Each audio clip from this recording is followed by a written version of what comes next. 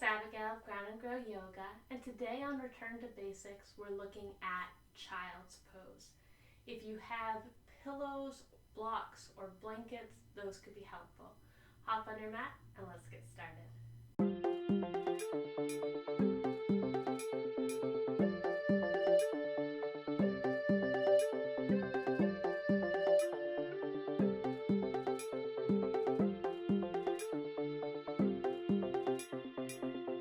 So when it comes to child's pose, there's two child's poses that we typically come into.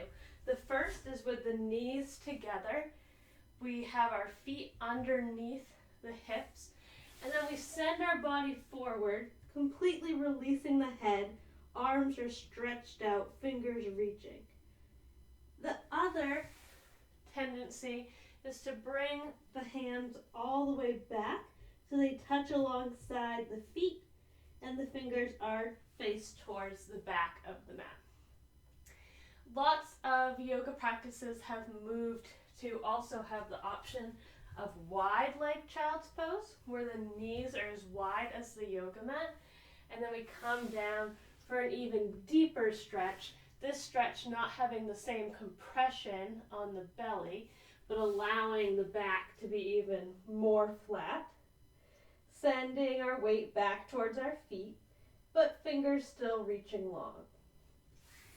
So there are a couple different complaints in child's pose. The first is not being able to get down next to the mat, so you're still quite up in your posture. The next is discomfort in the hips, discomfort in the ankles, or discomfort in the neck and arms. My first suggestion is that if you have a pillow or a bolster, bringing that to put in front of you, coming into that wide-legged option, we're going to bring the pillow all the way in and then come over that. So I have added space between me and the mat. The next option is to have that, but to also have the blanket. So we're bringing the ground up even further towards ourselves. And you could even put blocks underneath this to help bring it up as well. So all of those are options if you are not able to get all the way down to the ground. If you are having discomfort in the ankles, there are some different options you can do. I like bringing the blanket and then just rolling it as much as necessary to cushion the ankles here. So I'm just continuously rolling it until I have the blanket between my ankles and the rest of me. That way the weight is cushioned a little bit here when I come down into the posture.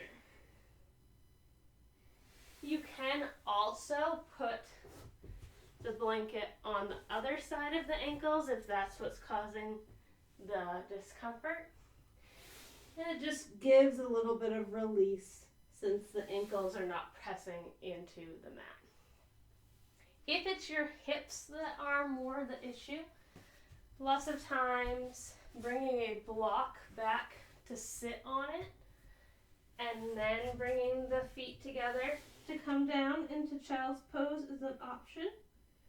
Or you can do the same thing with a bolster. So we're bringing the bolster behind, and that gives us more space in the hips.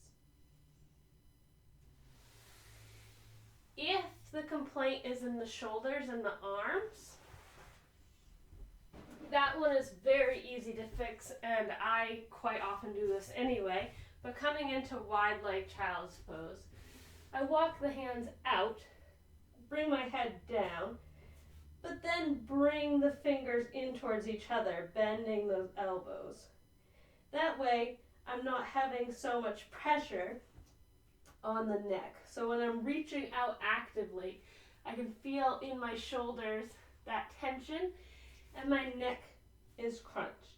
By bringing the fingertips in and relaxing the shoulders, I don't feel that pressure and I can focus on the stretch in the hips. The other thing that you can do if you have a lot of tightness here is to bring your block and put the block under your head. So this works in either variation. So here I'm able to bring my arms back, leave my head on the block. It's providing the stability for my neck here. I hope that helped. Those are some ways that you can modify child's pose. If you enjoyed this video, check out the rest of my Return to Basics series. Also make sure you're subscribed so you know when a new video comes out. And leave a comment below if there's a particular type of yoga pose or breathing exercise that you are interested in learning more about. Remember to keep grounding down into your strengths and growing as an individual. Have a wonderful day. Namaste.